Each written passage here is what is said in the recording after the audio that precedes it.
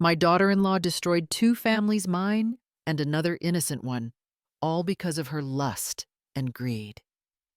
It all began with a single flame left burning in my wooden kitchen, a small spark that soon consumed my entire life.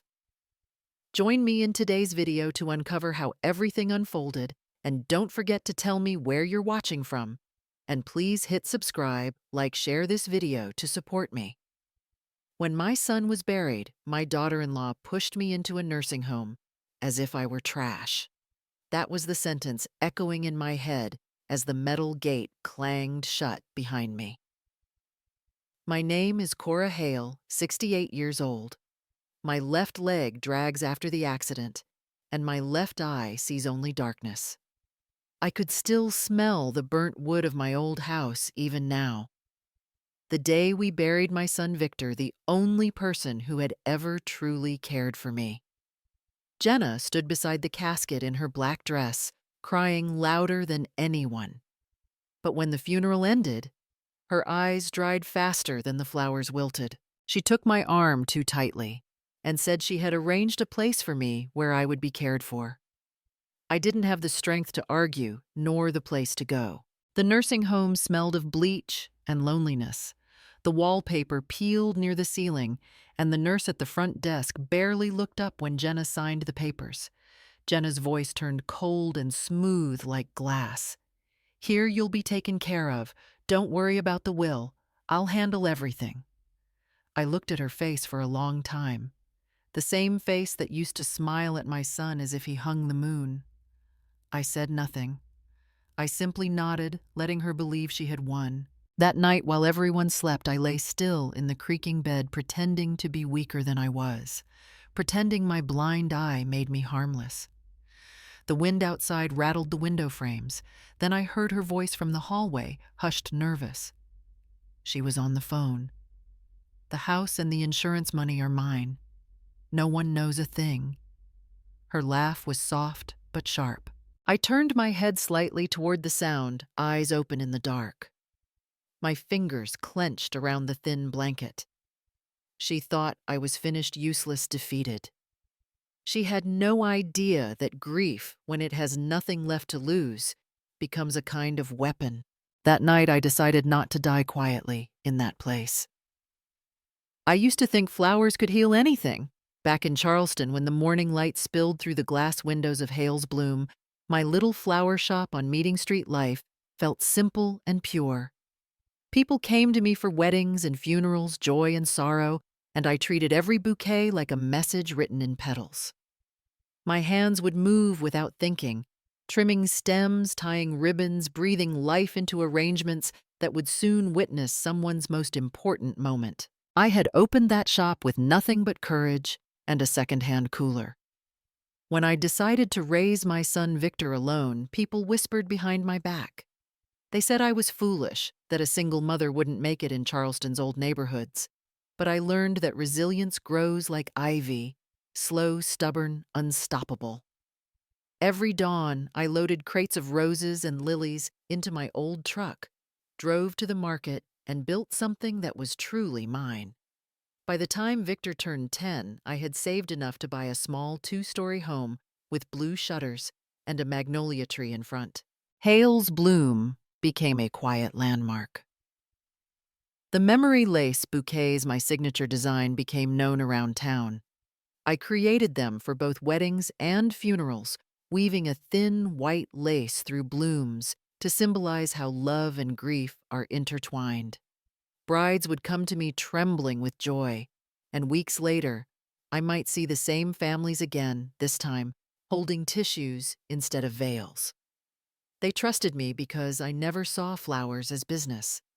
They were memory, ritual, and sometimes forgiveness. After Victor graduated college, I passed the shop to one of my apprentices, a sweet girl named Liza, and retired. My body was slower, but my garden at home kept me alive in a different way. Every morning, I tended to rows of tulips, chrysanthemums, and lavender, pruning them like old friends.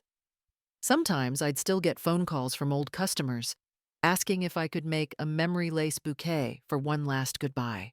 I never said no. What I didn't know was that the very love and prudence that built my life would later be used against me. In every account, every property deed, my name remained the only one listed. Victor always said he'd handle paperwork someday, but he never did. After he married Jenna, she began to ask quiet questions about the house, the shop, the savings. I thought it was just curiosity. I wanted to believe she cared. Now, sitting in that stale nursing home, I finally understood the truth.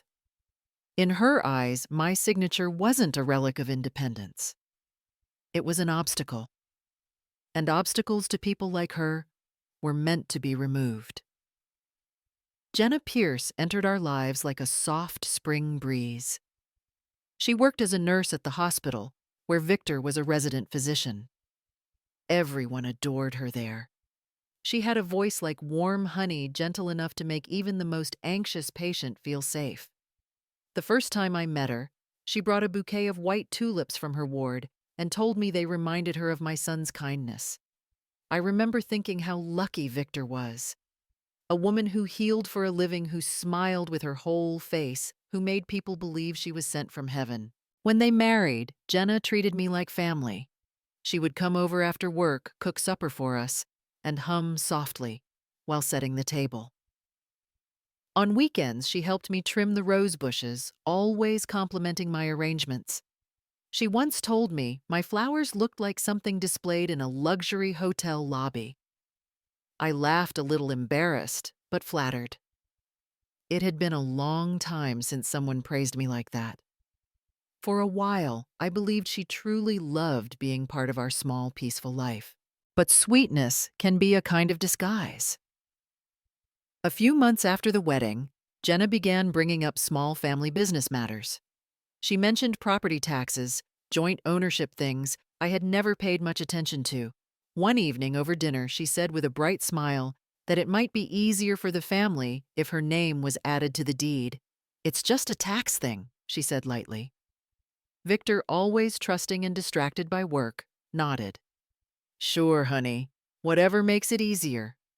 I wanted to ask questions, but I didn't want to seem suspicious or unkind. Later, I saw her guiding him through stacks of documents, her handwriting in neat blue ink, labeling every page. He signed without reading his trust, blind and full. She looked at him with such tenderness that even I believed it was love. Those papers, I would learn much later, were not temporary permissions, as she claimed. They were power of attorney transfers, silent traps disguised as routine paperwork. One afternoon, I visited my accountant to handle my annual filing. He frowned at his computer, then looked at me. "Mrs. Hale, someone's been inquiring about your property records, asking strange questions about your deed." I froze. Who, I asked. He shrugged, said he couldn't reveal details. I assumed it must have been some clerical mistake, maybe a tax officer. I had no idea that the person quietly prying into my life was living under my own roof, smiling over my dinner table, calling me Mom. Jenna had learned to wear goodness like perfume, something light, pleasant, and fleeting. But beneath it was the sharp scent of calculation. It happened on a humid summer night, the kind that makes the air feel heavy with secrets. Jenna had been in the kitchen lighting one of those expensive scented candles she loved to show off on her live streams. She said her viewers adored the glow, that it made the house feel warm and aesthetic. I was in the living room trimming roses for tomorrow's delivery when I heard her laughing through her phone. Her voice was sweet, almost rehearsed, as she said, "David, you have no idea how stressful living with an old woman can be." I froze. David. I had heard that name before, a business partner, she said once, too casually. A few minutes later, her voice drifted down the hall again, louder now, teasing, flirtatious. Then silence. The faint crackle came next, followed by the smell, a sharp, acrid mix of smoke and vanilla wax. I dropped the scissors and limped toward the kitchen. When I opened the door, the world turned orange. The lace curtain over the open window was a curtain of fire. The tablecloth was burning the air thick and choking. Jenna was gone. "Jenna!" I screamed, grabbing a towel to smother the flames, but the heat surged too fast. The candle, or what was left of it, hissed and exploded, sending shards of glass across the room. One struck my left eye. Pain seared through me, bright and blinding. I fell backward, the towel catching fire in my hands. I tried to crawl, but my leg twisted beneath me. The room was roaring now, alive and merciless. Somewhere in the chaos, I heard the faint hiss of the gas valve near the stove. I thought I was going to die right there, surrounded by the flowers I had dried earlier that day. But then the front door burst open. Mr. Dwyer, our neighbor, shouted my name through the smoke. He pulled me out just as the small gas canister near the stove exploded. When I woke up in the hospital, everything on my left side was wrapped in bandages. Victor sat beside me, his face pale, his hands trembling. Jenna stood behind him, eyes red but dry. Weeks later, when I was able to read the insurance letter, my blood ran cold. They had denied our claim. The report said the fire started from a candle I had lit near a gas source, negligence, they called it. I knew immediately it was a lie. Jenna had rewritten the report. She had taken the original statement and replaced my name for hers. That night hadn't just taken my sight and my leg. It had taken the last illusion I had about who Jenna really was. At the hospital, I lay half awake under the harsh fluorescent lights, my body aching with every breath. My left eye was wrapped in thick gauze, my leg held in a cast that felt heavier than my heart. When the doctor came in to review my chart, Jenna stood beside him, arms crossed, her expression polished and calm. "She's old," she said matter-of-factly. "She shouldn't have been cooking alone." The words landed like a slap. The doctor nodded sympathetically, jotting notes while Jenna sighed and pressed her hand to her chest like a grieving saint. Victor stepped forward, his voice tense. "Jenna, that's not true. My mother wasn't cooking." She turned to him, eyes glistening her lower lip, trembling just enough. "I'm just saying, honey, I'm scared. What if she had died?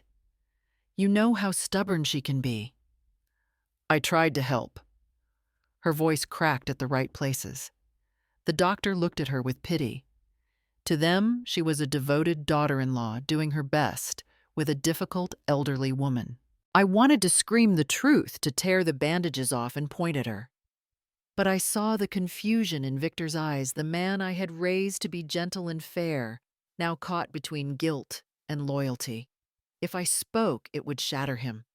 So I stayed silent. My silence was my last act of love. In the days that followed, Jenna visited often. Always in pastel sweaters, always carrying a thermos of soup she never made herself. She sat beside my bed, smiling for the nurses, whispering sweet nothings to Victor when she thought I couldn't hear. "It's just paperwork, darling," she cooed one afternoon, sliding a document toward him. "A temporary authorization so I can manage the bills while your mother recovers. You're working such long hours, I just want to help." He hesitated, but her hand found his.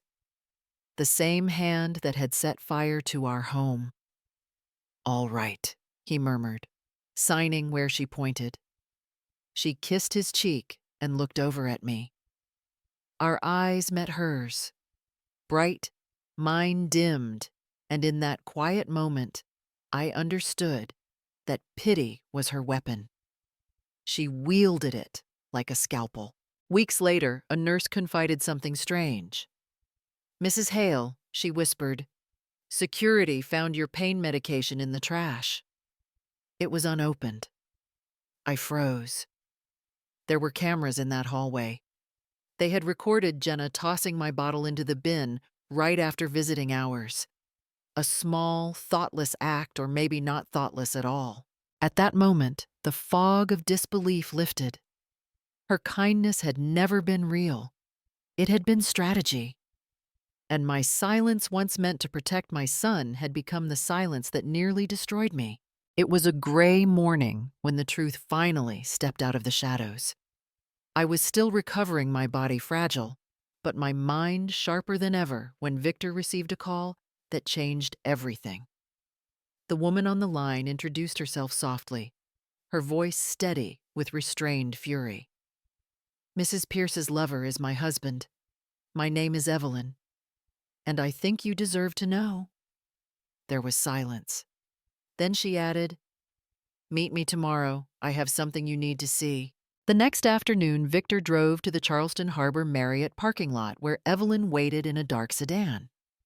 Her hands trembled slightly as she passed him a small camera. "They've been meeting here every Thursday," she said, eyes glistening. "You might not want to believe it, but you'll see soon enough." Victor's knuckles tightened around the steering wheel. For the first time, he didn't defend Jenna. He simply nodded. They didn't have to wait long. Jenna appeared in a fitted beige dress, her hair perfectly curled, her laughter echoing as she walked beside David, a man far too comfortable with another man's wife. They entered the hotel together, their fingers brushing like two guilty sparks. An hour later, they emerged still laughing, unaware of the eyes following them. David opened the car door and Jenna leaned in for a kiss, careless, radiant, unashamed. Evelyn's hand steadied the camera, recording every second. "This will hold up in court," she whispered, tears of both rage and relief streaking her face. Victor's jaw clenched. He took a step forward, ready to confront them. Evelyn grabbed his arm. "No," she said firmly. "If you cause a scene, it won't mean anything. We need evidence, not emotion." He froze, breathing hard, the world tilting around him. The woman he had defended against everyone, even against his own mother, was standing a few feet away, betraying him in daylight. On the drive home, silence filled the car. The road stretched long and merciless under the dim sky. Finally, Victor called me. His voice trembled like a child's. "Mom," he said, "I've been so blind. You were right. I trusted the wrong person." I could hear his breath shaking through the phone, and before I could answer, the line went silent. Later that evening, a state trooper knocked on my hospital door. His hat was in his hands, his face solemn. He told me there had been an accident, a car speeding through a red light at the intersection near East Bay Street. My son's name was on the report. The truth had come too late. The night Victor died, the city was drenched in rain. The kind of rain that smudges the world into blurred lines where headlights look like ghosts and every red light feels optional. He had just seen the video Jenna laughing in another man's arms, her lips pressed against David's under the neon sign of a hotel. Evelyn had shown him everything, and I could imagine the sound of his heart breaking in the silence of that car. He was always a careful driver, but that night, grief drove him, not reason. Witnesses said he ran the light at King Street headlights flashing once before a truck came roaring through the intersection. The crash echoed across downtown Charleston like a thunderclap. By morning, the news spread everywhere.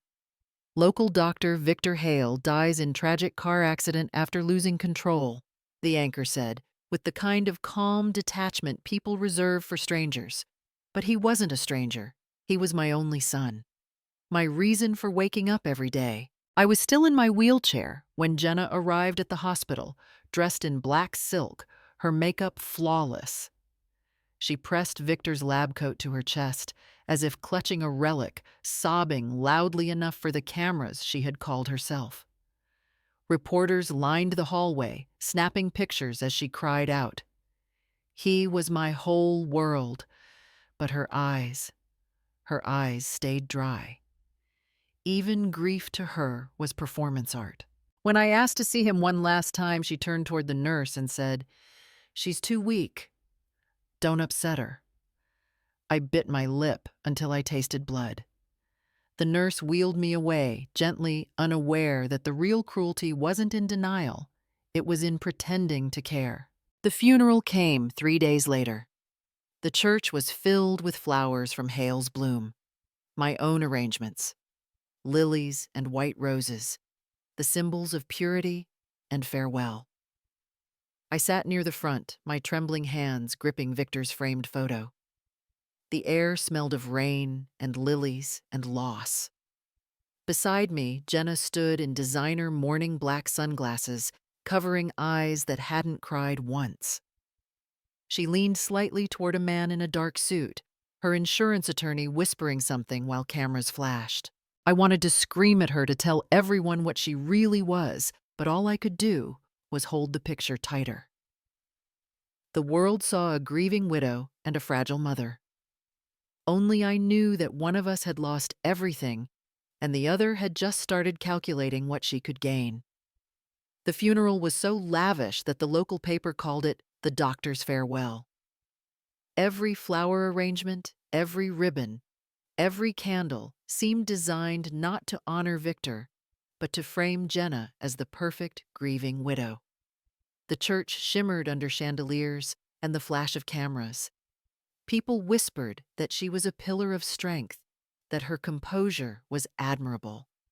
They didn't see the rehearsed pauses in her sobs, the way she angled her face toward the photographers, or how she never once touched Victor's photograph as it passed down the aisle. I sat in my wheelchair near the front, the scent of lilies pressing against my chest until I could barely breathe. My son's voice echoed in my head, his laughter, his gentleness, all swallowed by the murmur of strangers who came more for the spectacle than the sorrow.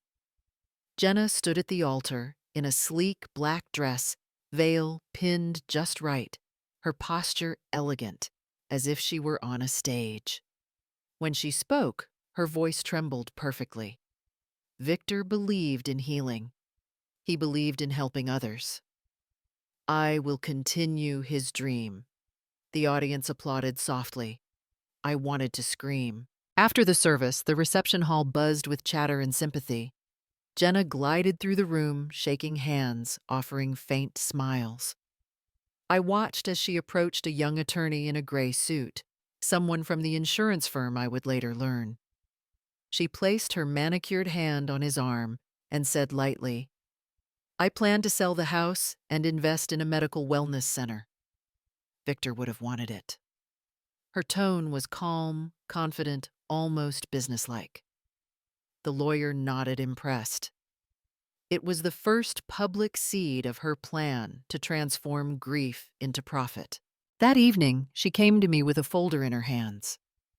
"Mom," she said gently, sitting beside my wheelchair, "I know this is hard for both of us, but there are so many legal things to handle. This form will help me take care of everything, the funeral bills, Victor's estate, all the paperwork. You won't have to worry about anything." Her eyes were soft, her hand trembling ever so slightly. It looked like sincerity, but I'd already learned to look deeper. I took the papers, scanning them with blurred vision. My hands shook, the words swimming on the page, "Authorization for estate management." I hesitated. "Is this necessary?" I asked. She nodded quickly. "Just a formality, Mom. You trust me, don't you?" The word trust felt like a knife.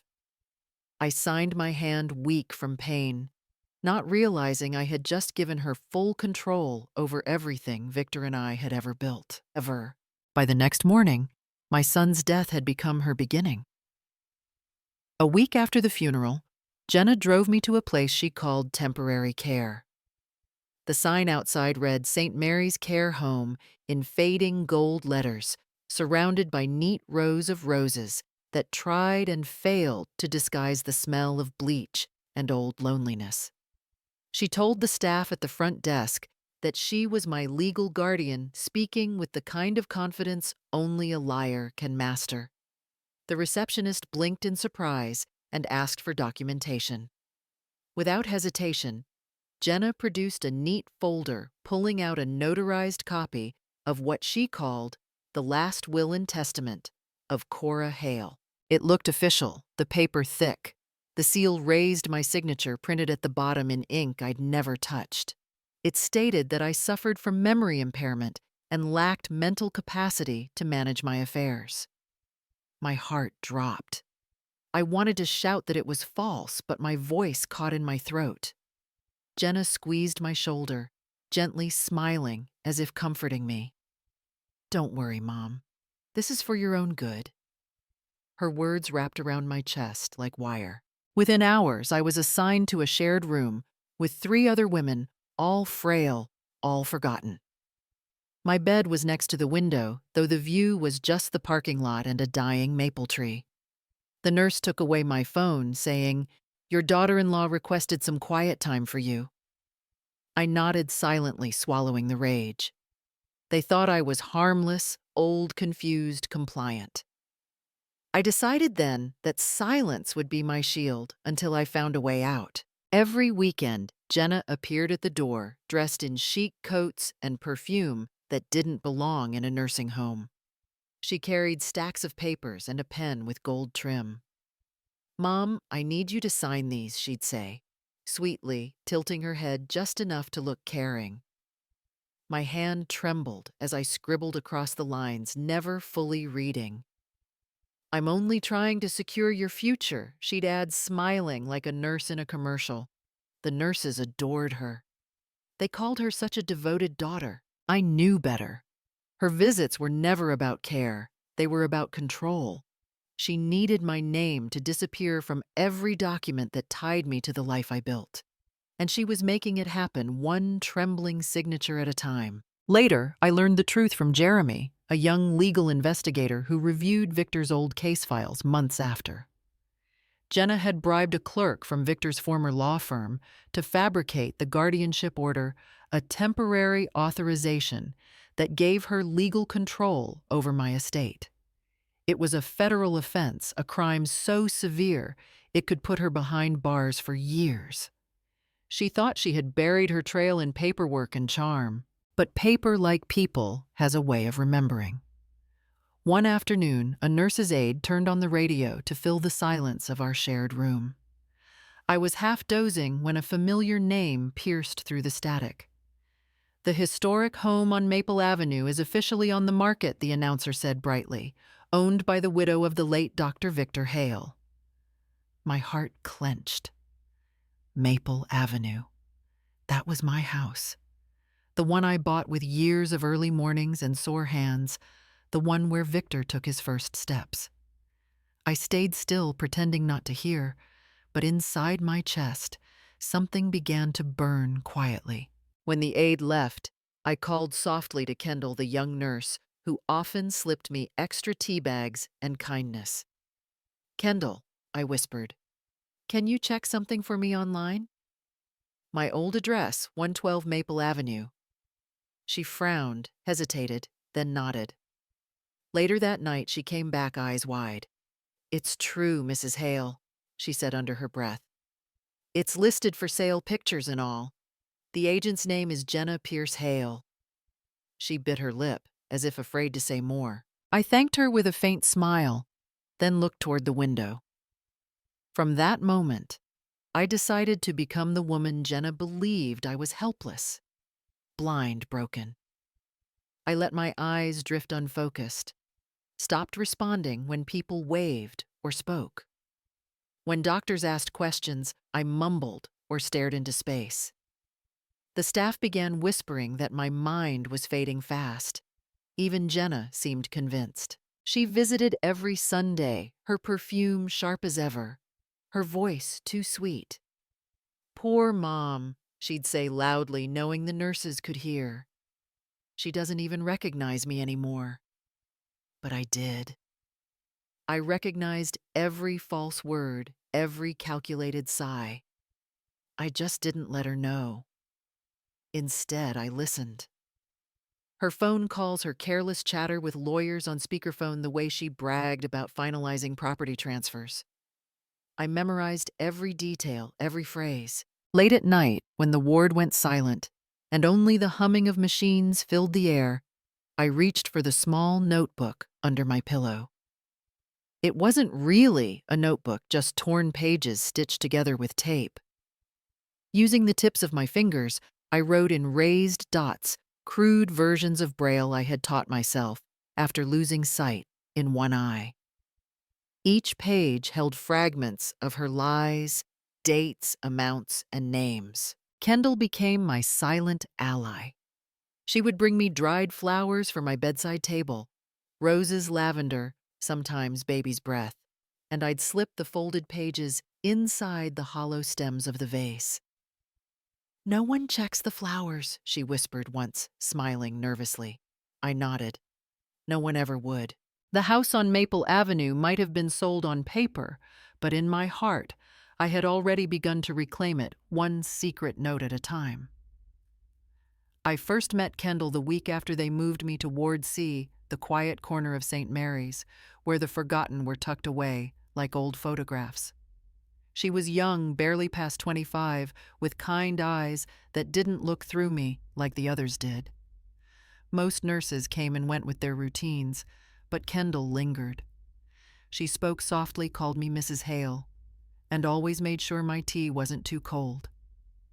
It didn't take long before she began to notice what I had already learned to fear every time Jenna walked in the air, in the room changed. The other patients went silent. Even the staff stood straighter like soldiers before inspection. Jenna's perfume would arrive first, sharp, artificial, then her voice, syrupy sweet. "How's my dear mother-in-law today?" she'd sing, dragging a man in a suit behind her. He carried a briefcase and didn't meet my eyes. "This is Mother's lawyer," Jenna said once, her smile tight. "We just need her signature for some medical paperwork." But when I tilted my head, pretending to be half-dazed, I caught a word that chilled me: power of attorney. After they left, I noticed Kendall pacing near the door. She pretended to clean, but her hands shook. That night, when the halls grew quiet, she came to me with a whisper. "Mrs. Hale, something isn't right." She had checked my electronic file on the hospital system. "Someone edited your record today," she said. "Under vision, it says blind both eyes." I closed my good eye, trying to steady my breath. Jenna had done it. She wanted to make me legally blind, powerless, voiceless, a name that could be signed away without question. I thanked Kendall softly, told her to say nothing, to act normal. Fear was dangerous, but awareness was worse. We needed to stay invisible. The next day, Kendall went to Dr. Reeves, the man in charge of our ward. I overheard fragments of their conversation through the half-open office door. She was trying to report it. His reply was calm but cold. "Don't involve yourself in family matters. It's not your place." When she came back to my bedside, her eyes were red. "I'm sorry, Mrs. Hale," she whispered. I reached out, touched her hand. "You've already done enough, dear. Just keep your eyes open." From then on, she did more than that. Kendall started noting every visit Jenna made, every document she brought. When Jenna spoke too loudly, Kendall stood nearby, pretending to adjust my IV, quietly memorizing every word. She even backed up my old medical files onto a small drive she hid in her locker. She never said it aloud, but I knew she had chosen my side. I may have been confined to a bed half blind and half forgotten, but that young woman's courage gave me something I hadn't felt in months: hope. That morning, I imagined Jenna walked into St. Mary's the same way she always did. Confident, composed, the click of her heels, slicing through the quiet halls like a metronome of control. She carried a folder tucked neatly under one arm, a stack of legal documents she'd been eager to finalize. Full power of attorney, the cover sheet read in bold print. She was there to finish what she had started to claim: everything I had left. At the reception desk, she smiled her perfect smile, the kind that never reached her eyes. "Good morning," she said crisply. "I'm here to see my mother-in-law, Mrs. Cora Hale. Please have someone take me to her room." The young nurse at the desk hesitated, glancing toward the duty chart, her fingers hovering nervously over the keyboard. Jenna noticed and frowned. Well, moments later, a staff member led her down the corridor toward Ward C. The hall smelled faintly of disinfectant and lavender, the same scent she had once chosen to cover the stench of guilt. She stopped outside my door, adjusted her sunglasses, and pushed it open with her usual entitlement. What she saw next stopped her cold. The bed was neatly made, sheets tucked tight and untouched. The nightstand was bare. The wardrobe door hung open empty. No clothes, no shoes, no teacup. The small vase of dried flowers that had sat by my bed for months was gone. Only the curtain moved, swaying gently in the morning breeze that slipped through a half-open window. "Where is she?" Jenna's voice cracked for the first time. The nurse on duty, a gray-haired woman with tired eyes, blinked in confusion. "Mrs. Hale." "She was transferred last night," she said softly. "Didn't you get the call?" Jenna's pulse raced. Transferred to where? The nurse checked the chart again, scrolling through the system. Then her brow furrowed. "It says she was moved to St. Jude's Rehabilitation Center downtown, but..." She hesitated, tapping the screen. "There's no record of who authorized it. No transfer signature." Jenna's hand tightened around the folder. "That's impossible," she snapped. "No one moves a patient without my approval." The nurse gave a small shrug, her voice low. "All I know is she left last night. A medical transport picked her up around 10:30. She seemed calm." For a moment, the hallway went still. Jenna's breathing grew uneven, her composure slipping like a silk glove. She turned slowly toward the empty bed, staring at the single pillow where my head used to rest. The curtain fluttered again, brushing against the sunlight like a whisper. And somewhere outside that window, miles away by now, I smiled for the first time in months. When Jenna returned home that afternoon, the house felt too quiet, the kind of silence that presses against your skin. The curtains were half drawn, letting in thin strips of light that sliced across the marble counter. Then she saw it, a vase of white orchids sitting neatly on the table beside the staircase. White orchids, the same kind I had used for Victor's funeral. The petals curved in perfect symmetry, soft and ghostly, like a memory she couldn't bury. For a long moment, she just stared. She hadn't ordered flowers. No one else knew how much those orchids haunted her, how the scent alone could bring back the sound of sirens and shattered glass. A small white card leaned against the vase. She hesitated before picking it up. On it, in trembling but deliberate handwriting, were 6 words. "The one who sows fire will reap ash." The letters were uneven, the ink slightly smudged but unmistakably mine. She knew my handwriting. The realization hit her like a physical blow. Her pulse spiked. "Ridiculous," she muttered under her breath, forcing a smile as the housekeeper entered with a tray. "Oh, these," she said too brightly, her voice quivering. "Just something from the memorial committee, I suppose." But when she reached to move the vase, her hand trembled so violently that the glass slipped from her fingers and shattered across the floor. The crash startled the housekeeper, who bent down quickly. "Ma'am, are you all right?" "I'm fine," Jenna snapped, her voice sharper than intended. "It's just a vase."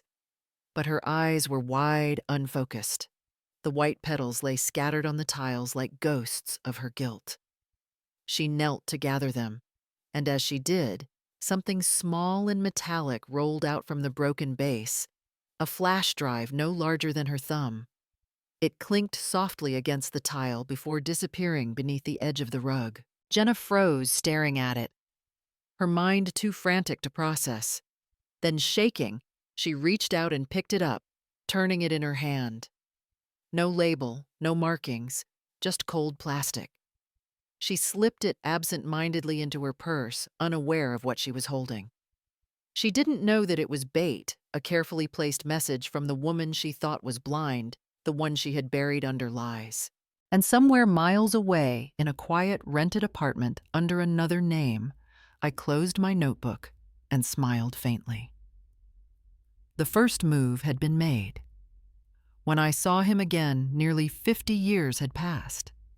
Yet the moment Jeremy Lawson stepped into the courtyard of St. Mary's, I recognized the familiar tilt of his head, the calm steadiness in his eyes. Time had softened his features, but not his presence. The last time we met, I was 20, and he had just been accepted to study law in Boston. We'd promised to write, but life, as it often does, had other plans. Now he stood before me again, 70 years old, still tall, still dignified, and this time holding a folder instead of a bouquet. I didn't know he was coming. It was Eleanor, our mutual friend, the woman who once taught me how to arrange lilies and peonies for wedding ceremonies, who found him. She had heard whispers about my situation, about the daughter-in-law who kept me under care at St. Mary's. Eleanor had always been the kind of woman who couldn't keep injustice to herself. She called Jeremy and told him everything. She needs someone who knows the law, she'd said. Jeremy began digging. What he found was worse than either of us had imagined. Jenna's guardianship papers were forged, her authorization letter notarized under a fake seal. The bank transfers, the property listings, even the hospital notes had been altered. It was a textbook case of elder financial exploitation, a federal crime that carried prison time. And Jeremy Lawson, even after retirement, still knew exactly how to fight such cases. He arrived at St. Mary's the following week, not as an old lover, but under the guise of a legal consultant from the Administrative Review Office. His gray suit fit perfectly. His tone was professional, but firm. The staff assumed he was just another government auditor. Only Kendall knew the truth. I still remember the way Kendall's eyes lit up when she first saw him, relief and hope blending into quiet determination. Jeremy met her in the hallway near the nurses' station. "You must be Kendall," he said, his voice deep but gentle. "Mrs. Hale speaks very highly of you." She smiled nervously.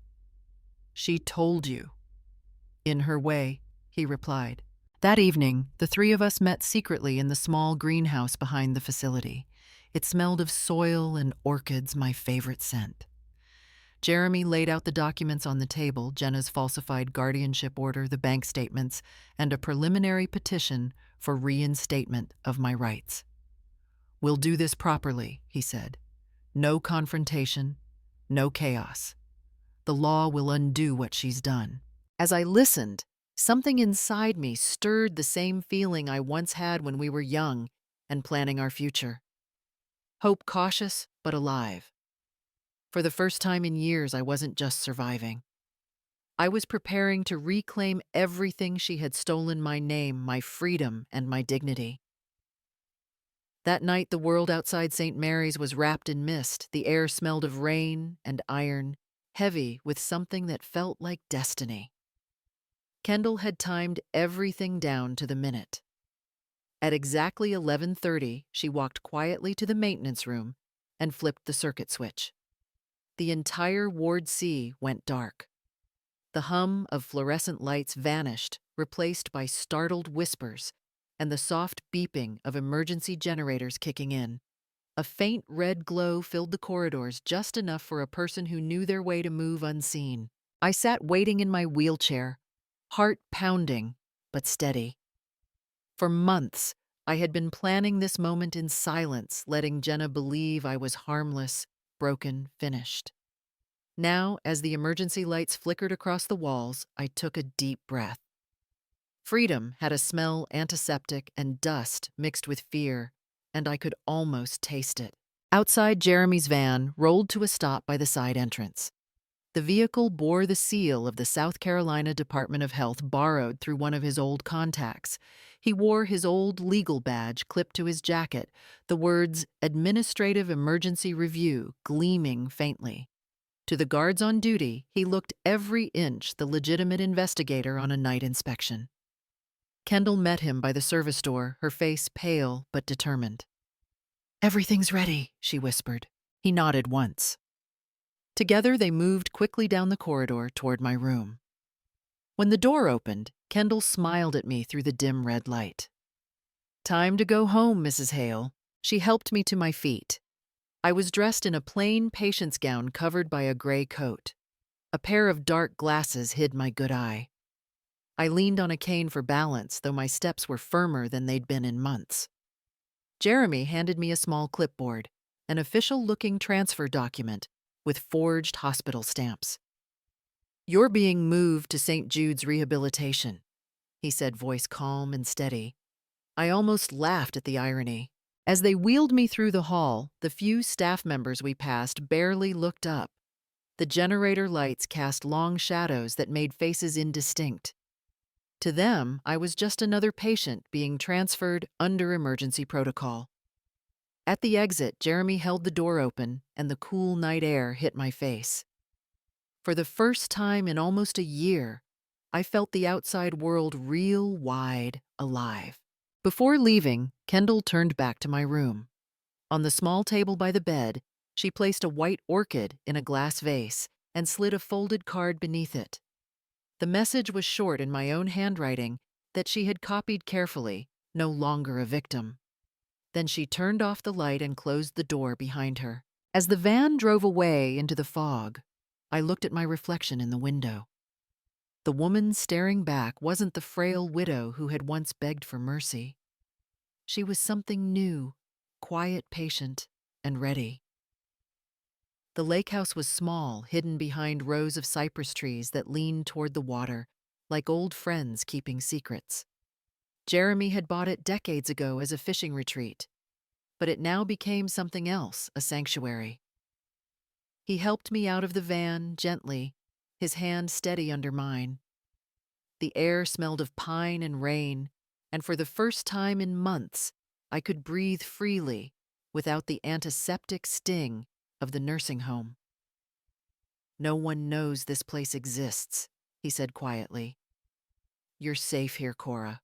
Inside the cabin was simple, a wood-burning stove, shelves full of books, and a window overlooking Lake Marion, where moonlight shimmered like silver dust. Kendall had arrived earlier in the day. She had cleaned the space, set up fresh linens, and brewed tea. When she saw me, her face softened. "Welcome home," she said. Her words made something inside me break, not from sadness, but from the strange weight of being cared for again. Kendall moved with quiet purpose, changing the dressing on my leg and setting up Jeremy's old laptop on the wooden desk.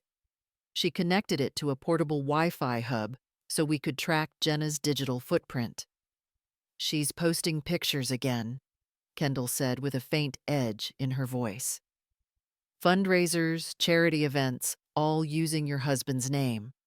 She's trying to polish her image." I nodded calm now. "Let her. The higher she climbs, the harder the fall." Later that night, as the lake murmured against the dock, I opened the small leather notebook I had carried for months, my journal written in raised dots. Jeremy adjusted his glasses and watched in silence as I traced the patterns with my fingers.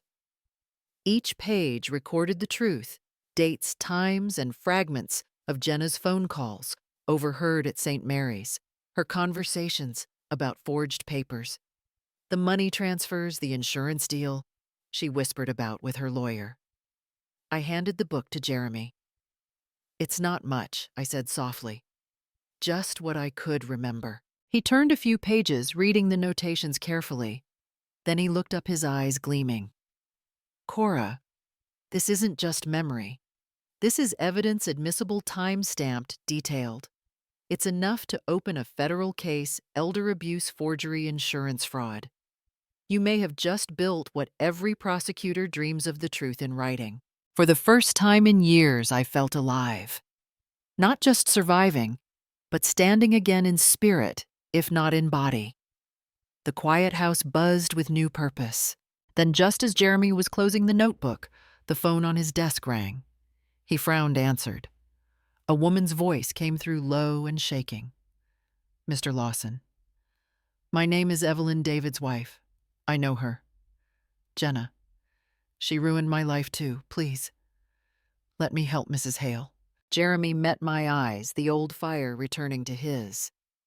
"Looks like our circle just got bigger," he said. And for the first time, I allowed myself to smile, a real steady smile, because the storm had turned, and this time it was heading in her direction. The next morning, Jeremy drove us into Charleston under a sky that threatened rain. The old notary office stood on Broad Street tucked between two antique shops and a faded law library. Its windows were covered in dust, the brass sign dulled by years of neglect. To anyone else, it was just another forgotten corner of the city. But for me, it was sacred ground, the place where Victor had signed his last true act of love. Jeremy held the door for me, and the smell of paper and time hit me like a memory. The clerk, an older man with thinning hair, looked up from his desk when we entered. Jeremy introduced himself with calm authority. "I'm Jeremy Lawson, retired attorney here, to request an archival retrieval for a will filed under the name Dr. Victor Hale 10 years ago." The man hesitated, eyeing us with suspicion, until Jeremy handed over his old bar card. That seemed to do the trick. He disappeared into the back room, the sound of creaking drawers echoing faintly through the hallway. After a few long minutes, he returned with a thick brown folder marked Archive Filed 2015. My heart clenched as he laid it on the counter. Jeremy flipped through the pages, and there it was, the original will still intact, bearing Victor's unmistakable signature. Jeremy read aloud slowly. "All properties, investments, and holdings under my name are to be transferred to my mother, Cora Hale, in full ownership." His voice softened at the end, and he looked at me. "He made sure you'd be protected." I reached out with trembling fingers and touched the ink where my son's name curved across the page. The paper felt warm from my hands, or maybe it was the rush of emotion pulsing through me. "He still knew who never abandoned him," I whispered. The room went quiet, except for the faint ticking of the wall clock. Then Jeremy's expression darkened. "Cora, look here." He pointed at the corner of the file. A red stamp read, "Voided," with a digital notation dated only 4 months earlier, the same time Jenna had filed her guardianship papers. "It's been tampered with," he muttered. "Marked for cancellation by a former staff member, Robert Finch. I remember that name. He was disbarred last year for taking bribes." He snapped photos of every page, his movements sharp and methodical. "She must have paid him to bury this record," he said. "But she didn't destroy it completely. That was her mistake." As we left the office, the rain finally began to fall steady and cleansing. Jeremy tucked the file safely into his briefcase. For the first time, I felt the tide shifting. The law, once a weapon used against me, was finally becoming my shield. Evelyn arrived at the lake house just after sunset, her car tires crunching softly over the gravel path. The air smelled of rain and pine, and the reflection of the fading sun shimmered across Lake Marion like liquid bronze. When she stepped out, I recognized the look in her eyes immediately, that hollow mix of exhaustion and fury that only betrayal can create. She carried a small black bag clutched to her chest as if it contained her heart. In a way it did. Jeremy opened the door, ever the gentleman, and guided her in. She hesitated at the threshold before meeting my gaze. "Mrs. Hale," she said quietly, her voice steady but brittle. "I believe we've both been burned by the same fire." We sat across from each other at Jeremy's old wooden table, the room dim, except for the golden glow of a lamp. Kendall served tea, but said nothing. She could feel the gravity of what was about to unfold. Evelyn placed the black bag on the table and unzipped it. Inside was a USB drive and a folder of printed receipts. These, she said, sliding them forward, belonged to Jenna Pierce. Or rather, to the woman she pretended to be. Jeremy plugged the USB into his laptop. The screen flickered to life, showing grainy hotel security footage. There was Jenna, wearing a white coat and sunglasses, laughing as she handed her ID to the clerk. Beside her stood David Evelyn's husband, using his company credit card. The hotel's receipt matched the file name Night Package, 4 hours. The proof was undeniable, humiliating, and final. Evelyn's fingers tightened around her teacup. I confronted him once she said, her voice trembling slightly. He told me it was business, that she was just a client. But I knew. She took a deep breath and met my eyes again. Now I want to make sure she pays for everything she's done to you, to me, to everyone she's deceived. For a long moment, neither of us spoke. Two women from different lives connected by the same wound. Our eyes met, and in that quiet exchange, something solidified, not just vengeance, but purpose. Jeremy broke the silence. Then it's settled, he said, spreading out the papers across the table. Each of you holds a piece of the weapon. Cora, your legal evidence, the forged will, the guardianship fraud, the insurance scam. Evelyn, your moral evidence, the adultery, the public deception, the scandal that will shatter her image. Kendall, your medical evidence, proof of neglect and falsified records. He tapped the table, his voice low and resolute. 3 fronts, 3 truths, 1 target. I looked at the 2 women who had unknowingly been bound to my fate. The young nurse with quiet courage and the betrayed wife with fire in her eyes. I realized then that revenge was no longer just mine. It had become a coalition, a storm, built from 3 directions ready to collide in perfect justice. Kendall walked back into that hospital like she had never left. She wore light scrubs hair pulled into a calm, low ponytail badge clipped neatly to her chest. On paper, she was just a new hire in post-op recovery. In reality, she was bait walking straight into the mouth of the animal. She told them she wanted more hours and better experience. She did not tell them the truth. The truth was that she came back for me. It did not take long for her to run into Jenna. I can almost see it the way Kendall described it to me later. Jenna, walking down the main corridor in heels she should not have been allowed to wear on a clinical floor, clipboard in hand, little headset in her ear like she owned the place. She was no longer just a nurse. She had been promoted to shift supervisor thanks to her new friendships upstairs. She talked to doctors like she was their equal. She talked to younger nurses like they were beneath her. She looked untouchable. Kendall smiled at her in the break room like an old coworker. "Oh my God, Jenna, I didn't know you were still here. I missed you." Jenna leaned in fast. Kendall told me she could smell the expensive perfume.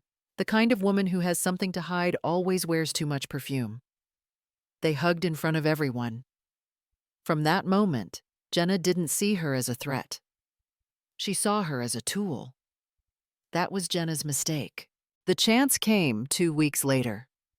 Kendall told me it happened in the supply room behind the West Nursing Station.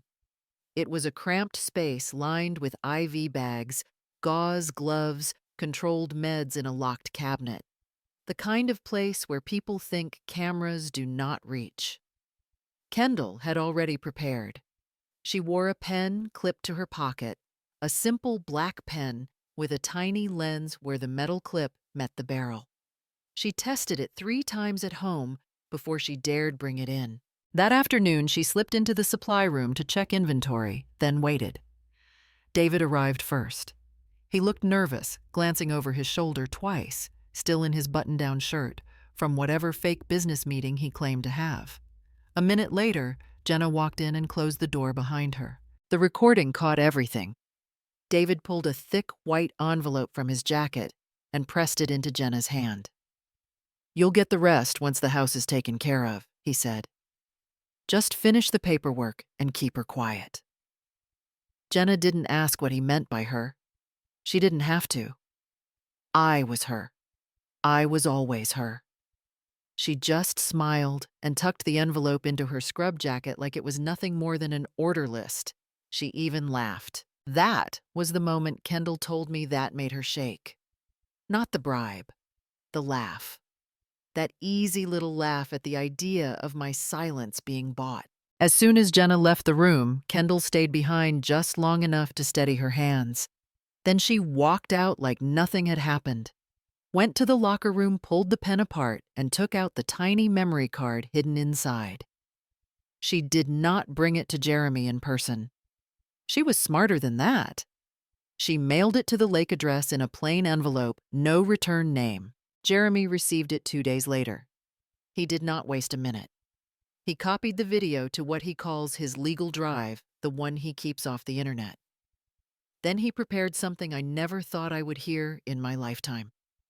He sent a copy to the State Department of Health and Human Services with a cover note stating that a licensed clinical supervisor had accepted cash in exchange for influencing patient care and property access. That, he said, is not just ugly. It is a violation of medical ethics and state law. When Kendall told me what she had done, I reached for her hand and held it. I told her something I had not said to anyone in a very long time. I said, "You are not my nurse anymore. You are my witness." And in that moment, I knew Jenna had finally made an enemy she could not charm. The morning the lawsuit was filed, Charleston was drenched in rain, the kind of relentless southern storm that washed secrets out of the soil. Jeremy arrived at the courthouse early, his gray coat-soaked briefcase clutched like a weapon. Inside it was the result of months of planning a full civil and criminal complaint addressed to the Charleston County Superior Court. He walked past the metal detectors without a word, eyes sharp, steps steady. The clerk who took the file probably didn't realize what she was holding, the beginning of Jenna Pierce's undoing. The document was 27 pages long, precise, and devastating. Jeremy had charged Jenna with 3 primary counts: forgery of power of attorney, elder abuse, and insurance fraud. Each section was accompanied by evidence notarized papers, digital records, medical reports, and the damning video of her taking the envelope from David in the hospital storage room. It wasn't just a legal document. It was a map leading straight to her downfall. But Jeremy wasn't done.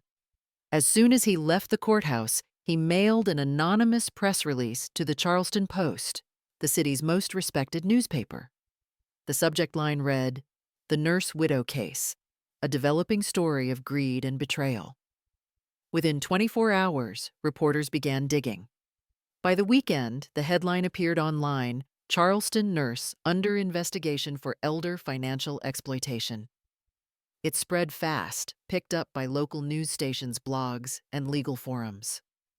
Jenna Pierce's name was suddenly radioactive. Meanwhile, the court issued a temporary injunction, an emergency order freezing all of Jenna's financial accounts, halting the sale of any property under her name, and compelling her to appear before the judge within 30 days. The law had finally turned its gaze toward her, and this time, it was not blind. When the official envelope from the court arrived at Jenna's house, she didn't open it right away. She was too busy yelling at her bank over the phone, her checking account, her savings, even her investment portfolio all frozen. "There must be a mistake," she shouted, pacing across the living room.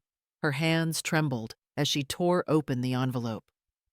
The bold heading glared back at her notice of civil and criminal action. Panic clawed its way up her throat. She grabbed her phone and dialed David. You didn't tell them, did you?" Her voice was high, shaking. "Did you betray me?" David's voice came through weak, uneasy. "Jenna, I swear it wasn't me. But someone sent the hotel footage to the press. It's everywhere now." The room seemed to spin.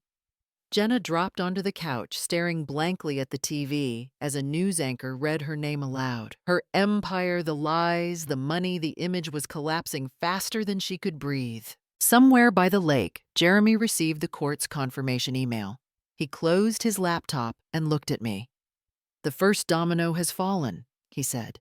I didn't speak, just stared out the window, watching the rain wash the world clean. The courtroom was overflowing before the session even began. The line stretched down the marble steps of the Charleston County Superior Court journalists' hospital staff, curious locals and strangers who had followed the headlines for weeks. The case had already captured national attention. The media called it the nursing home betrayal, a story that blended greed, deception, and the abuse of an elderly woman by her own family. By the time the clerk announced, "All rise," every camera in the room was pointed toward the front row. Jenna Pierce entered through the side door, dressed in a tailored black suit that screamed control she no longer had. Her golden-rimmed glasses gleamed under the ceiling lights, but the hands clutching her briefcase trembled slightly.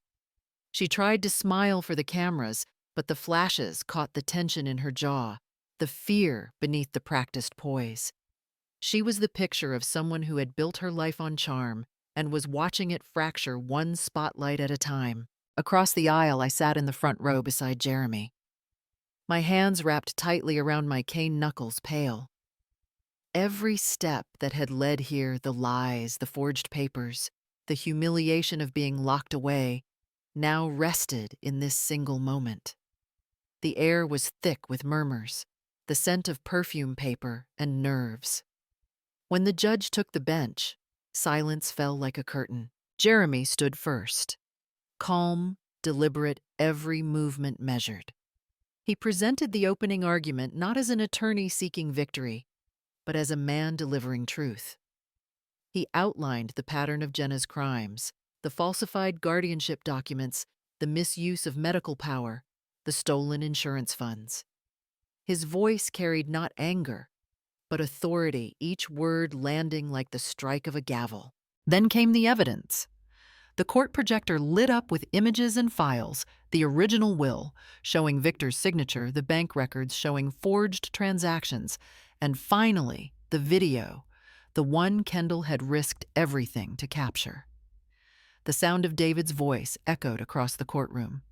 "Finish the house deal, and I'll send the rest." Gasps filled the air.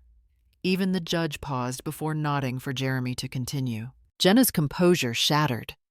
She leaned toward her lawyer, whispering furiously, her fingers twitching on the table. Cameras zoomed in, capturing every flicker of panic. On the second row, David's wife, Marissa, sat stone-faced, arms crossed. When Jenna turned her head and saw her there, her face drained of color. And then the moment that shifted everything. A woman stood from the press section, notebook in hand. She was a local journalist known for covering social justice stories. As she looked closer, recognition dawned. She had once been a customer at Hale's Bloom, my flower shop. Years ago, I'd helped her create a funeral wreath for her mother when she couldn't afford the premium service. I remembered her tears that day and her gratitude. Now her voice broke the silence. "That's her," she whispered to another reporter. "That's Mrs. Hale." That afternoon, her article went live on the Charleston Post, titled, "The Woman Betrayed by Her Own Daughter-in-Law." Within hours, the story spread nationwide. The courtroom footage became headline news. Reporters outside called it justice blooming at last. As I sat there watching Jenna crumble under the weight of her own lies, I realized something profound. Revenge wasn't always loud or cruel. Sometimes it simply looked like truth, finally being heard. The courtroom fell into a silence that felt like the hush before a storm. I sat forward, cane between my knees, watching Jeremy wheel the laptop to the center of the room. The projector hummed and the screen lit up. For months, I had felt small, like a photograph tucked away in a drawer. Now my life was filling that white rectangle, every betrayed moment looping in living color. The video started with a shaky angle of a supply closet door closing, then the two figures I knew so well in the dim light. My heart thudded hard enough to hear it in my ears. On the screen, David moved first, reaching into his jacket and pulling out a thick envelope. He placed it in Jenna's hand with a careful motion that suggested too many rehearsals. The audio was clear enough to pierce the room. David said that this is the first installment and that when she signs, she will have the rest. Jenna smiled in the video, the smile of someone who measured risk and reward as if both were currency. In a voice that made my blood freeze, she answered that she would make me sign even if I could not see. The words landed like stones. Reporters leaned closer, cameras clicked, and for a moment, the entire world held its breath. Jenna's face in the courtroom drained of color. She tried to rise to speak, to argue that the footage was taken out of context. Her lawyer stood quickly and began the routine objections, but Jeremy raised a hand and asked simply to play the file again at full speed to allow the court to hear every syllable without suggestion. The judge nodded, and the room fell quieter still. I felt my hands grow damp around the cane. When the clip replayed, every movement returned with brutal clarity. I watched Jenna tuck the envelope into her scrub pocket as if it were a mundane task. I watched David slump and then straighten, as if armor had been put back on. The prosecution asked the technicians to freeze the frame on a few stills, the images stamped into the record like fingerprints. The audio files were enlarged and the transcript was given to the clerk. Every line, every inflection was inked into the official court file. After the playback, Jeremy rose slowly and walked to the microphone. He spoke plainly, voice steady as the tide. He said that Mrs. Hale may be blind in one eye, but justice is not blind, Your Honor. Those words cut through the courtroom like a bell. There was no flourish was needed. The judge leaned forward, folded his hands, and took a moment to consult the law clerk. He ordered a recess of 15 minutes so that court personnel could verify the source and integrity of the video and the chain of custody. The pause felt like an exhale after a held breath. When the judge returned, he announced that the video was admissible as evidence. A murmur ran through the gallery like wind through the trees. Jenna sat back, hands clasped white at her throat, while reporters scribbled and cameras panned. I folded my hands over my cane and let the room keep moving around me. For the first time in a long time, I felt less invisible and more like a woman who had been heard. The small screen had become a mirror, and the mirror had finally shown the truth. I watched Kendall walk up to the witness stand and felt my heart lift and tremble at the same time. She looked smaller in the courtroom lights than she had in the break room, but there was an iron thread in her something that would not break. Her hands shook as she smoothed the papers in front of her. Then she met the judge and spoke with a clarity that surprised me. She said that she worked as a nurse both at the hospital and at the care home, that she had cared for me, and that she had seen Jenna Pierce deliberately remove my pain medication from my bedside and discard it. The words landed in the room like stones. Jenna rose and shouted that Kendall was lying, that the accusation was a fabrication meant to ruin her, but the clerk cued the audio, and the speakers filled the space with sound that could not be denied. On the recording, Jenna was clear and cold, saying that the patient should die and that she was tired of caring for her. The voice carried across the room, and even through my bandage, it felt like a punch to the ribs.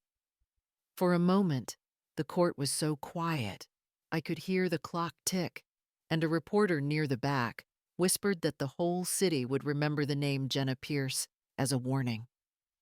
I sat forward, fingers tightening on the cane, and listened to Kendall step through every detail of what she had seen.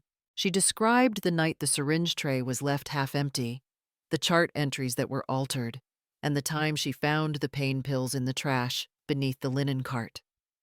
She explained how she had collected the evidence carefully, placing the pills in a sealed bag, logging the chain of custody, and recording the incident on her personal body camera, because she feared no one would believe her otherwise. When she spoke about why she had hidden and then revealed the recording, her voice faltered, then steadied.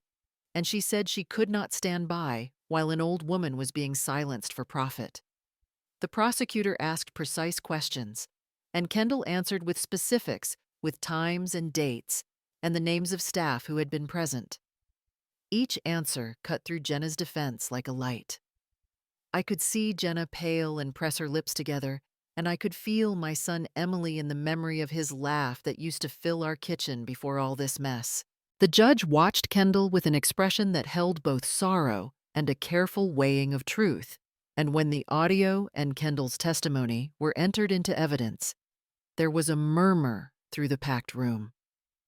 I felt something shift inside me, then a sense that a wrong I had carried alone was finally being set down in a place where it could be measured and judged. Kendall left the witness chair with her chin lifted, and for the first time in months, I felt steadier because someone young and brave had stepped forward and spoken the truth out loud on my behalf. When Jeremy asked the judge for permission for me to speak, I could feel the air change. The courtroom had already heard the recordings, the witnesses, the lawyers' cold words. But truth is different when it comes from the mouth of the one who lived it. The judge nodded. Jeremy turned toward me, and I stood one hand gripping my cane, the other bracing the wooden table to steady my legs. The room seemed impossibly still. Every eye followed me as I made my way to the front. Each step echoed like a heartbeat. I looked straight at Jenna. She sat frozen eyes darting toward the cameras, then back to me. Her makeup could not hide the gray that had crept into her face. My voice came out low, but even. I said I may be blind in one eye, Jenna, but you are blind in your conscience. The words rolled through the room like thunder, slow, deliberate, and heavy. For a second, I saw her shoulders stiffen, her jaw clench, and I knew I had struck where it hurt. The bailiff brought me the small notebook I had kept in the nursing home, the one written in Braille. It had survived because I hid it inside a vase of dried flowers away from her reach. I held it up, fingers tracing its edges. This, I said, was my voice when no one would listen. Every day I wrote what she said, what she did, what she made me sign. Jeremy took it gently, handed it to the judge, and asked that it be entered as evidence. The judge opened it carefully, the faint dots glinting under the courtroom lights. He adjusted his glasses, then began to read aloud a few lines. His voice, normally stern and controlled, softened as he read February 15th. She said, "If you don't sign, I'll move you to the dying ward." A wave of murmurs rippled through the room. Reporters stopped typing. Even the guards at the back stood straighter. For a long moment, no one spoke. The sound of rain against the courthouse windows filled the silence. I saw the judge lower the notebook, look directly at Jenna, and sigh, a small sound but heavy with the weight of what had been done. I looked at Jenna again. "You locked me away and told the world I was losing my mind," I said, my voice steady but soft. "You thought blindness meant weakness. But I saw everything, Jenna, through people's silence, through your lies, through the greed that took my son's life. And now everyone else sees it too." My hands trembled, but I didn't let go of the cane. I turned back to the judge and bowed my head slightly. "That's all I needed to say," I told him. Then I sat down, feeling something settle inside me. Not revenge, not victory, but truth, finally spoken out loud. The courtroom stayed quiet for several seconds before anyone dared to move. The reporters scribbled, the cameras clicked softly. I could feel Jeremy's hand resting on my shoulder, grounding me. For the first time since the fire, I felt like I could breathe again. The judge's gavel came down like a thunderclap, and for a heartbeat, the entire courtroom seemed to hold its breath. I watched Jenna Pierce from where I sat, my fingers curled white around the handle of my cane. Her face had gone thin under the makeup, the practiced composure finally cracking at the edges. The bailiffs moved in with quiet professional efficiency, and when the metal cuffs closed around her wrists, the sound was small but final. She screamed that everyone would regret believing me that I was a liar and a vindictive old woman, but the cameras kept flashing, and the murmurs of the crowd swallowed her words. Those flashes looked like small stars exploding a fake constellation, honoring a life of lies. Beside me, Jeremy steadied my elbow, as if he had always been there to hold me upright. The judge read the sentence, voice measured almost kind in its formality. Jenna Pierce was found guilty on counts of forgery, elder abuse, and insurance fraud, and the sentence was 8 years in state prison. David Cole would face separate charges for his role in the conspiracy and for insurance fraud. The weight of the words sank into me slowly, like rain soaking into parched earth. For months, I had carried the accusations in my bones, the knowledge of what had been done to me and to my son. Now the law spoke, and the truth had teeth. When the bailiffs led Jenna away, her cries grew thin-edged with panic. She demanded that people remember her version, that they would see her again, that they would understand. But even as she mouthed promises, the reality was being recorded in black and white. Reporters pushed forward cameras, clicking microphones, bobbing like curious birds. One photographer leaned in so close that I could see the reflection of the courthouse lights in his lens. The flashes made Jenna flinch, then fall silent, as if the light itself had taken her voice. From the public benches, a sound rose that surprised me. Evelyn Cole, David's wife, had been sitting motionless, face like a stone. She stood up slowly, slipped off her wedding band, and with a motion both deliberate and irretrievable, she let it drop to the floor between the rows of chairs. It hit the wood with a small, decisive clack. I heard the rustle of the gallery, the soft exhale of people who had been waiting to see a broken promise acknowledged. Evelyn did not look at David as she turned and walked away. Her eyes met mine for the briefest second, and then she sat down. Expression changed, quieter somehow, but freed. Jeremy helped me to my feet. When it was time to go, his steady hand, a promise of order after chaos.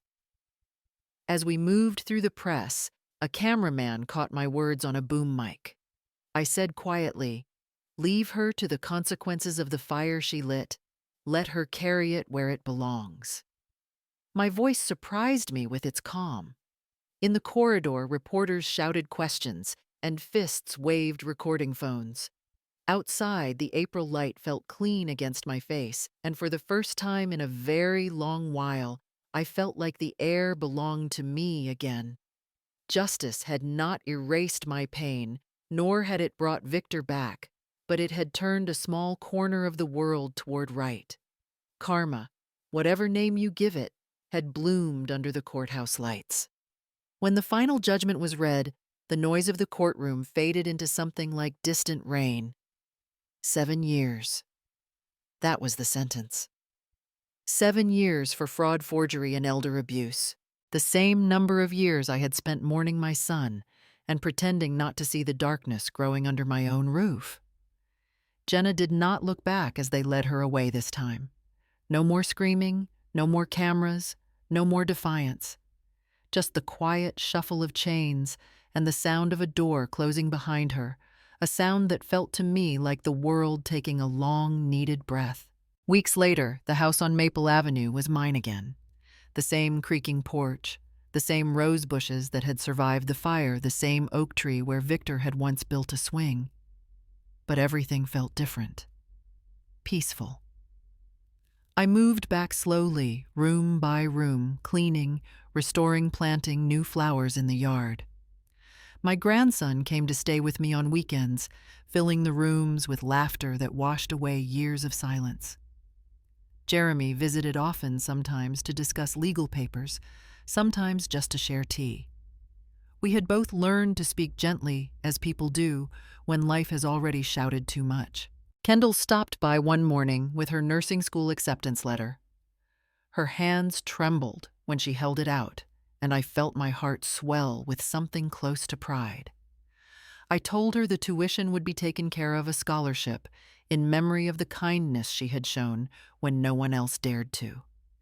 She cried and promised she would one day work in a hospital that treated elders with dignity, not pity. I told her that would be the truest justice of all. Evelyn David's ex-wife opened a small bakery near my neighborhood. She called it Second Chance Sweets. I visited on opening day, the air filled with the smell of vanilla and cinnamon. She handed me the first pastry from the oven and said, "For a woman who knows how to rise again." We laughed until tears blurred our eyes, and somewhere between laughter and memory, we became friends. The newspaper wrote a small piece about it a week later, calling me the face of elder justice. I didn't care for the title. All I wanted was a world where women my age didn't have to fight to be believed. That spring, Jeremy came by with a bouquet of white tulips wrapped in brown paper. Their petals were soft and clean, like a promise renewed. He handed them to me with that quiet smile I remembered from when we were young. "Truth always blooms," he said, even after tragedy. I held the flowers close, their scent light and steady, and for the first time in years, I believed him. The morning light came softly golden and forgiving. Dew still clung to the petals as I bent down to water the hydrangeas by the porch. The air smelled of damp soil and sunlight, the kind of morning that feels like a new beginning, even when you've lived many lifetimes. My grandson, little Aaron, ran barefoot across the yard chasing a butterfly that seemed just out of reach. His laughter filled the air, bright, careless, alive. I paused, watching him, realizing how different this sound was from the silence I once knew. Across the street, Jeremy sat on the cafe terrace, coffee steaming in his hand. He had a newspaper open, but wasn't reading. When he saw me glance his way, he smiled, that quiet, steady smile I remembered from our youth. I lifted my watering can like a small salute, and he nodded as if to say, "You made it." The truth is, I had. Not untouched, not unscarred, but standing, and sometimes that's enough. That's.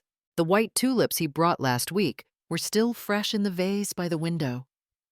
They caught the morning sun just right, their petals glowing like a promise that truth always returns, even after fire and betrayal. I thought of all the women like me who had been silenced in rooms no one wanted to see, called frail, forgetful, too old to matter. And yet, here I was, watering flowers, raising my grandson, drinking morning air like it was proof of survival. Aaron ran up to me, a butterfly cupped between his tiny palms.